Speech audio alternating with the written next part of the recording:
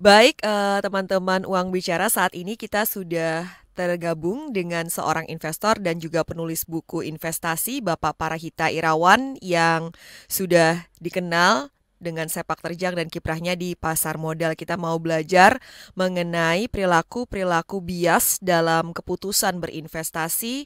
Jadi kita mau bahas sisi behavioralnya kita nih. Kadang-kadang kita suka nggak sadar ya, ternyata kita sudah terjebak dalam bias-bias pada saat kita Hmm. melakukan investasi. Baik Pak Parahita Irawan, kita mau kenalan lebih dulu. Pak Parahita udah menulis beberapa buku, tapi kalau di dunia investasi dan keuangan nih memilih disebut atau menyebut dirinya investasi jalanan. Kenapa demikian nih Pak untuk akun Instagramnya? Iya, iya, investasi jalanan. Eh, Terima kasih ya, Bu Alin. Selamat ketemu lagi ya. Udah berapa lama ya terakhir ya waktu kita ketemu itu ya. Iya udah lumayan lama belum Eh, ketemu Pak. iya, iya. Jadi memang saya udah lumayan lama sih ya investasi ya untuk saham ya khususnya. Cuman kenapa saya namakan untuk yang di akun saya itu investasi jalanan? Karena terus terang saya itu sebenarnya ada background dari akademis juga ya. Maksudnya ya ada gitulah tentang finance gitu ya. Tapi kemudian saya menyadari kalau memang secara teori kita langsung untuk pakai di lapangan tuh agak susah juga in reality ya. Jadi saya berusaha gimana caranya mengkomunikasikan apa yang saya tahu mungkin ya tentang ilmunya sendiri, tentang finance, tentang investasi gitu ya. Itu ke orang yang awam. Jadi saya berusaha sesederhana mungkin untuk menyampaikannya. Jadi ya ya istilahnya ya mungkin kasarnya bilang pakai gaya jalanan lah gitu. Ya kira-kira seperti itu Bu Aldin. Biar semakin mudah Itu dipahami ya Pak. semangatnya. Jadi mengedukasi. Iya, betul. I see. Makanya yang terakhir Bapak nerbitin buku juga banyak ilustrasinya atau boleh dikata semuanya ilustrasi tapi Iya, membumikan memang. konsep-konsep yang cukup complicated buat masyarakat pada umumnya kalau menurut saya sih. Pak. Ya, iya itu saya berusaha keras untuk itu memang terus terang itu fokusnya di sana. Gimana caranya? Oke, kita hari ini temanya tentang bias-bias dalam keputusan investasi maupun keuangan. Kalau menurut Pak Parahita sendiri, kenapa sih kita tuh rentan terjebak dalam bias-bias ini, Pak? Iya, jadi memang kalau mungkin yang belum tahu ya bias itu mungkin ya kita itu manusia ya sering berasumsi ya, berasumsi tapi nggak rasional lah. Asumsi yang tidak rasional ya, Pak, belief atau yang tidak rasional sehingga mengganggu kemampuan kita untuk mengambil keputusan ya berdasarkan data yang ada. Nah, itu kalau dalam investasi itu sering sekali bias. Ya, jadi memang eh, tanpa disadari ya, saya sendiri bahkan juga sering mengalami gitu. Karena itu memang ternyata memang bias itu manusiawi sekali. Nah, jadi kalau macam-macamnya mungkin kita banyak sekali sih, bias itu banyak sekali, kognitif bias itu banyak sekali. Iya, saya Dan googling banyak sekali ya cognitive banyak bias sekali. dalam Tapi keputusan betul. finansial. Tapi yang paling common mungkin kita bisa bahas di sini beberapa ya, Heeh. Pak, disertai contohnya kayak gitu. Ini yang paling Ya, sering kita heeh. temukan lah gitu. Oke, yang sering sebagai investor itu biasanya anchoring bias ya, Mm-mm. jangkar gitu ya. Jadi kita contohnya itu gini, Walin. Kalau kalau kita beli saham ya, katakanlah kita udah beli di harga 1.000 gitu ya. Mm-mm. Kan kalau jadi investor kan kita kan pasti ngacu ke harga 1.000 itu. Keuntungan kerugian kita kan based on pembelian kita di harga 1.000 itu. Artinya, Iya. oh kalau saya pengen 20% berarti saya harus jual di harga 1.200 dong. Nah, Mm-mm. itu kan anchoring artinya kita ke situ. Padahal in reality mungkin bisa jadi kita waktu ambil keputusan untuk beli itu sebenarnya kan bukan berdasarkan mungkin value-nya segala macam gitu. Nah, bisa juga kan kalau yang teknikal ya berdasarkan chart juga bisa. Tapi seandainya tidak, jadi cuman asal gitu ya beli ya katakanlah 1.000 terus mengharapkan dia naik ke 1.200. Padahal in reality di dalam realitasnya itu ternyata value-nya itu ternyata dia cuma 800. Hmm. Artinya kan itu gara-gara anchoring bias kita mengharapkan ke 1.200 padahal seharusnya dia itu cuma di 800 gitu loh. Nah, itu kan jadinya yang itu salah satu contohnya untuk anchoring yang sering terjadi ya. Iya. Makanya orang jadi susah saya bilang even investor pun cut loss ya seandainya memang salah gitu ya. Kalau memang udah ketahui seperti itu seharusnya dia kan oh ini 1.000 saya belinya mahal sekali gitu. Saya susah ngarepin ya. Mungkin saya harus ganti saham lain gitu. Itu kan itu rasional, keputusan rasional. Tapi kalau dia nggak peduli ya pokoknya saya harus untung ya saya nunggu 1.200 ya bisa. Tapi kan dasarnya kurang, nggak ada. Terus yang kedua, itu yang pertama ya anchoring, yang sering kejadian yang bahaya juga itu sih bandwagon effect. Bandwagon effect itu hampir sama kayak herd ya, kawanan itu ya. Jadi kalau ya bayangin bayangin aja kalau ini semua orang yang kita tanya ini saham ini bagus nggak? Jelek, jelek, jelek. 5 orang bilang jelek. Terus padahal kita analisa sendiri itu dia bagus gitu. Susah loh kita ngomong itu bagus. Padahal Karena udah 5 orang nganalisa yang kita sendiri ya. kenal, ya 5 orang yang kita kenal bilang jelek gitu. Atau selama ini sahamnya memang dikenal jelek gitu kan. Nah itu salah satu yang bandwagon effect gitu. Jadi kita biasanya terpengaruh, saya juga kadang terpengaruh. Apa analisa saya salah ya gitu ya. Kadang mikir Oh. seperti itu. Mm-mm. Itu Atau dua. misalnya Uh, jadi lebih yakin uh. kalau rame-rame belinya gitu ya Pak. Ini bilang Nah bagus, ini bilang itu salah bagus. satunya. Betul. Iya paling kalau memang kita nggak analisa sendiri paling enak memang ikut gitu. Paling gampang sih. Ya udahlah ayo gitu. Ya itu. Cuman ya itu resikonya kan namanya investasi ya tanggung sendiri-sendiri ya. Orang kalau kita ngikutin orang lain yang rugi kita sendiri juga gitu kan. Makanya harus independen memang. Kuncinya harus independen. Iya, Nah, itu dua. Terus yang sering ini juga yang sering kejadian juga itu saya panggil Bu Alin ya, panggil Bu Alin jadi. iya. Itu confirmation bias, bias konfirmasi ya. Artinya kita itu kalau manusia itu cenderung untuk menerima hanya menerima informasi yang sesuai dengan keyakinan kita, asumsi kita. Mm-mm. Ya kalau di investasi ya kita udah invest nih, beli saham gitu ya katakanlah, kita udah analisis capek-capek gitu ya. Terus kemudian ada fakta baru masuk. Ya itu kan sering banget itu Valin. Misalkan katakanlah, "Oh, ini bagus. Enggak ini di kuartal berikutnya ini jelek. Dia udah ada masalah di bisnisnya." Itu cenderung kita nggak bisa terima gitu. Itu susah terima. Pertama ya karena ya mungkin udah kadung sayang sama sahamnya gitu ya, udah lama pegang gitu. Terus kemudian ada orang bilang jelek itu kan ya, kayak nggak terima aja, kayak kayak bilang ya kan kayak nggak terima ini saham gue udah capek-capek analisis, udah gue pegang lama-lama, lu tahu apa gitu kan, istilahnya gitu kan, Heeh. istilahnya kalau kita sering kayak gitu. Padahal itu fakta itu, jadi artinya kita cenderung untuk mengabaikan fakta-fakta yang negatif gitu, data yang negatif itu namanya bias konfirmasi. Ya itu ada banyak lagi sih, Walin kalau mau dibahas nggak habis-habis ini nanti di sini banyak sekali. Iya, mungkin yang Itu yang bisa paling sering itu. kita bahas ini emang yang sering banget ya bandwagon Hmm. effect, terutama dengan semakin banyaknya influencer-influencer di sosial media Hmm. seperti itu. Jadi kita merasa oh sudah dianalisis sama ini atau sudah diyakini sama Hmm. ini kayaknya risikonya lebih minim kayak gitu. Akhirnya memutuskan bertransaksi tanpa menganalisa sendiri ini kayaknya yang paling banyak sih. Makanya juga kan Ya. sampai kode broker ditutup seperti itu kan juga bagian dari otoritas ingin Iya, mengurangi behavior herding ya atau bandwagon effect ya, ini ya Pak Parahita. ya betul. Betul, Mm-mm. memang Eh, jadi investor harus independen yang jelas sih memang. nah Dia itu harus bisa memang independen. sebuah tantangan ya di tengah kegaduhan sosial media untuk menjadi tetap independen gimana kita Susah. Mm-mm. tetap rajin untuk dapat informasi buat diri sendiri tapi tetap independen. Dari satu lagi mungkin yang cukup saya rasakan ini juga berdasarkan pengalaman pribadi mungkin a loss aversion bias ya Pak ya. Jadi Iya, iya, iya. misalnya saya pas market lagi enak mungkin ya misalnya kemudian dia balik arah jadi downtrend atau bearish pokoknya jadi nggak enak kayak gitu tiba-tiba Mm-mm. saya loss di luar batas pain tolerance saya jadi males lihat market lagi. Padahal mungkin marketnya menawarkan opportunity yang luar biasa dengan harga-harga saham Ya. yang berjatuhan akibat dijual secara panik tanpa melihat value-nya seperti Mm-mm. itu.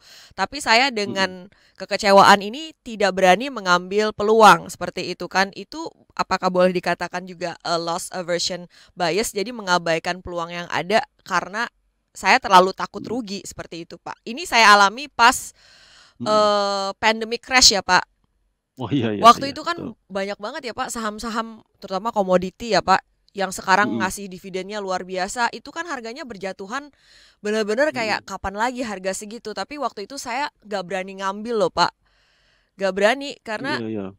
sangat Ya takut loss kayak siapa gitu. yang tahu gitu kan, nanti masa depan seperti gimana gitu kan, yang jelas gitu ya. Iya dulu kan Pasti Pak ada perasaan seperti itu. bisa beli ITMG di bawah 10.000, bisa beli Paham, BBRI paham. di bawah 3.000. I didn't take the chance kayak gitu loh. Semuanya, iya, semua saham seperti itu gitu. Itu memang, Heeh. ya, ya itu sering kejadian sih, Mbak Alin. Jadi, eh ya loss aversion saya lupa bilang tadi, itu salah satu yang penting juga yang sering kejadian ya. Yang pasti takut rugi. Nanti kalau even yang ekstrim pun ya, kalau lagi marketnya lagi down gitu, ya udah langsung cut loss saja gitu. Cut lossnya itu bukan pakai hitung-hitung gitu ya, cut loss karena takut aja gitu kan. Udah langsung. Yang penting Nah, punya cash dulu gitu. iya, iya, iya. Terus kalau untung ya cepat-cepat juga, terlalu cepat kadang-kadang kayak gitu ya, karena takut nanti balik jadi rugi gitu. Itu yang sering loh. Heeh. Saya itu sering dengar cerita dari orang gitu. Oh, dari orang itu ya memang, ya ini kalau itu masalah bearish ya jelas ya, itu memang orang pasti takut rugi lah gitu. Even kalau dari kasusnya Bu Alin kan berarti dia, berarti Bu Alin takut beli ya kan. Karena Mm-mm. depannya nggak jelas ini arahnya mau kemana. Kan waktu itu kan, bottomnya di bulan apa ya, Maret atau April, cuma sebentar sebenarnya bottomnya ya, Sebentar banget. April, sebentar. Tapi itu kan baru mulai waktu itu COVID. Iya. Kita kan nggak tahu COVID ini kayak gimana sih gitu kan. Nanti Mm-mm. efeknya jangka panjang seperti apa, kita kan waktu itu belum tahu. Ya memang wajar sih. Waduh, bottomnya di mana? Jangan bottomnya baru tahun depan gitu ya. Ya kita nggak tahu ya. Itu wajar sih, manusiawi banget. Tapi memang, ya kita mungkin nggak bisa menghilangkan sama sekali sih seperti itu. Itu nggak gampang, saya paham itu. Saya juga sampai sekarang juga belum bisa. Tapi, yang jelas setidaknya kita mengenali lah gitu lah, mengenali bahwa itu ada bias-bias itu. Jadi kalau kita mengalami itu, at least kalau kita emosi kita udah mulai main tuh, udah mulai ini, oh ntar ini kayak gini, jadi kita bisa mikir ulang lagi, jadi ambil keputusannya lebih bagus. Kayak gitu sih Bu Alin, kalau saya nggak mungkin hilang 100%, susah susah memang, Sangat manusiawi ya Pak untuk bisa sangat terjebak manusiawi. dalam Mm-mm. bias-bias itu. Berarti perlu mindfulness juga nih Pak dalam investasi. Oh iya dong, jadi harus mikir dulu dong. Maksudnya artinya benar-benar, apa aspek macam-macam itu ya, nggak cuma aspek dari apanya ya, mungkin aspek dari, kondisi bisnisnya juga, tapi aspek strategik dari emosi kita juga harus diatur gitu waktu beli itu, jangan jangan sampai beli karena emosi aja, FOMO katakanlah gitu kan.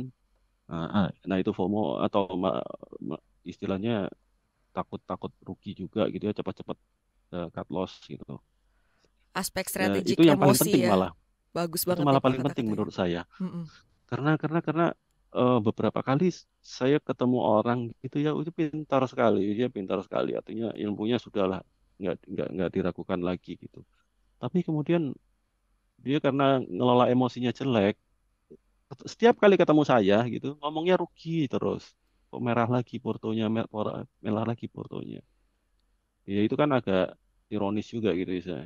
Tapi memang ya kenyataannya seperti itu, boleh. Jadi memang emosi memang harus dikelola. Pertama kali kita harus bisa mengelola emosi sebelum investasi. Di sini kita Tuh. belajar mengelola emosi ya, penting sekali. Mm-mm.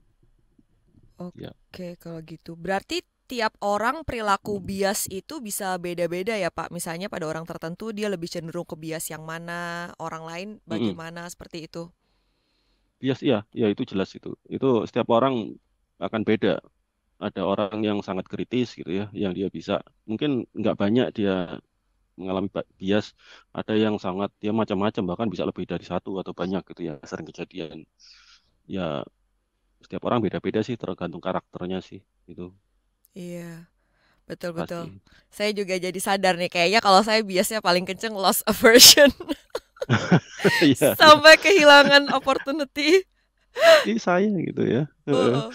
Kerugian Ya, atau risiko yang ditanggung dari perilaku akibat bias dalam berinvestasi ini apa aja sih Pak? Mungkin dari cerita-cerita teman-teman yang pernah curhat ke Pak Parahita seperti tadi. Contohnya ada teman yang terbilang pintar tapi tiap kali ketemu cerita portonya lagi merah kayak gitu.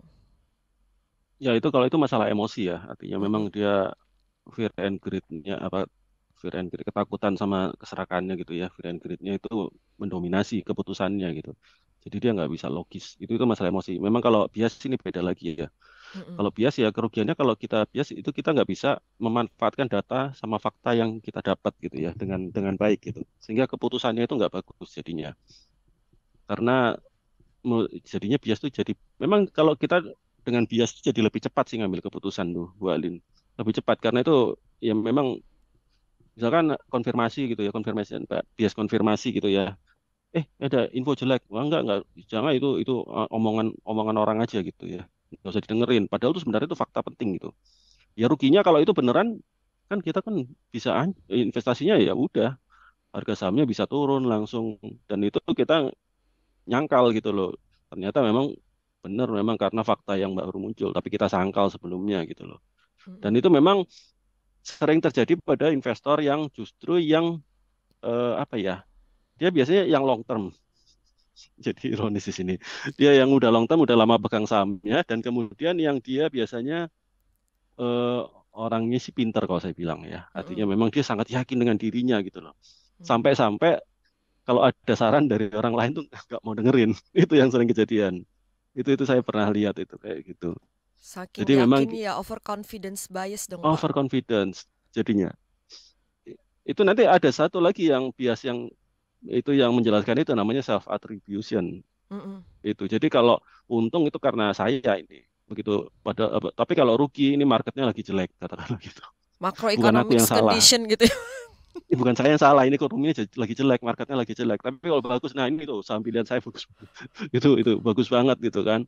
Nah, itu kalau terlalu overconfident seperti itu jadinya. Memang memang harus menghindari ya kayak gitu ya. Iya, kalau nggak Dan itu salah nih banyak ya loh orang Pak. kayak gitu ya. Iya, yang Hmm. kalau Bapak tadi cerita biasanya tuh terjadi pada investor long term. Ini contoh yang beberapa kali saya dengar ya Pak. Bisa ada investor rame-rame dalam artian cukup besar kejebak di satu saham yang ternyata bermasalah, sempat Iya. disuspensi Heeh. perdagangannya seperti Iya, itu ya. kan. Itu salah satu Mm-mm. yang cukup terkenal kasusnya seperti itu. Iya. Ya artinya gini, saya itu manusia, saya mungkin salah gitu ya. Sebagus apapun saya bikin analisis, se, se, valid ada apapun data yang saya dapat sebelumnya, itu bisa jadi salah atau mungkin ada pembaruan gitu ya. Artinya ada informasi baru yang belum saya perhitungkan. Saya selalu mikir seperti itu. Jadi caranya biar saya ngurangin ego saya tuh kalau beli saham tuh selalu cari gini Bu Alin, apa yang salah sih? Apa yang mungkin salah dari analisis saya? Apa yang mungkin salah? Saya selalu nyari gitu loh. Mm-mm. Jadi counter argumennya gitu. Artinya apa yang mungkin salah? Selalu nyari seperti itu. Nanti mungkin diskusi sama orang. Pendapatmu gimana tentang ini? Pendapatku gini. Ya, itu salah satu cara nguranginnya sih, Bu Alin. Oke, itu salah satu cara untuk mengurangi potensi terjebak dalam bias-bias dalam keputusan investasi Mm-mm. dengan memikirkan aspek ada kemungkinan kita celah salahnya analisis tuh di mana kayak gitu ya Pak ya. Tadi Ya, ya. mengurangi ego. Selain itu apa lagi Pak yang bisa kita lakukan Pak? Oh ya, ya yang jelas ya memang harus belajar terus ya. Artinya saya percaya bahwa kalau kita dimanapun ya, nggak cuma di investasi bursa saham, dimanapun kita itu kan orang harus belajar terus ya, karena ilmu itu kondisi selalu berkembang. Eh, jadi dengan belajar itu kita akan bisa mengenali apa ya, mengenali kelemahan kita apa aja, mengatasi itu lumayan bisa ngurangin bias sih.